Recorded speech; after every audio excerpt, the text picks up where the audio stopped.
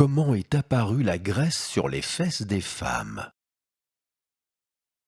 Nos lointains ancêtres de forêt ressemblaient à des chimpanzés, mais marchant très souvent debout. Les chimpanzés, qui sont nos cousins, ne font que très peu de réserves graisseuses, qui sont des réserves énergétiques, car leur milieu pourvoit en permanence à leur nourrissage.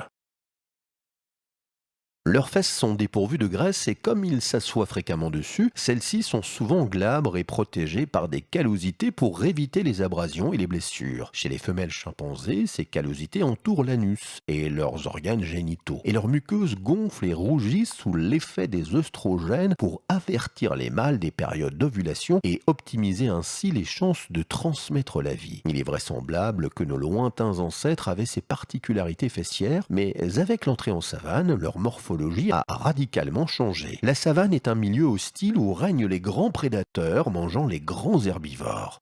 Dans ce contexte, de petits singes bipèdes étaient pour ces prédateurs des proies potentielles. Les femelles et leurs petits, bien plus que les mâles, devenaient des proies faciles, car bipèdes avec un petit dans les bras, il est difficile de fuir rapidement un fauve ou de se défendre en le tapant avec des branches ou en lui lançant des projectiles. C'est ainsi que les femelles, avec leurs petits dans les bras, étaient condamnées à rester près des arbres poussant près des points d'eau pour pouvoir s'y réfugier le plus rapidement possible à l'approche d'un prédateur.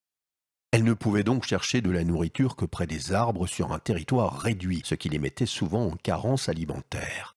La seule façon qu'il restait aux femelles pour pouvoir se nourrir correctement et alimenter leurs petits, c'était de se faire nourrir par les mâles qui, eux, sans les petits dans les bras, pouvaient en groupe aller à la recherche de nourriture, des bâtons et des projectiles dans leurs mains pour repousser les prédateurs. Ce fut le début de l'échange sexe contre nourriture, les mâles rapportant de la nourriture aux femelles qui en échange leur permettaient de s'accoupler. Ce changement radical dans les rapports sociaux changea aussi la physiologie et la morphologie de l'espèce.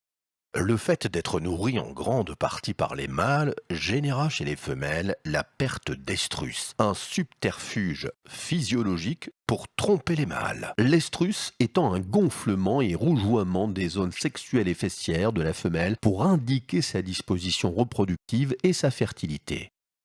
Ne sachant pas quand les femelles étaient fécondes, les mâles, pour pouvoir s'accoupler, leur apportaient de la nourriture le plus souvent possible, permettant ainsi aux femelles d'avoir une source énergétique constante. Du coup, la morphologie fessière des femelles changea radicalement. N'ayant plus à indiquer leur période de fertilité, les femelles perdirent leur callosité fessière et leur muqueuse gonflante entourant leurs organes sexuels. Et pour éviter de manquer de sources énergétiques au cas où les mâles ne viendraient pas les alimenter, du tissu graisseux commença à se stocker sur les fesses, réserve énergétique fondamentale pour elles et leurs petits à l'allaitement, mais aussi protection des fesses en position assise.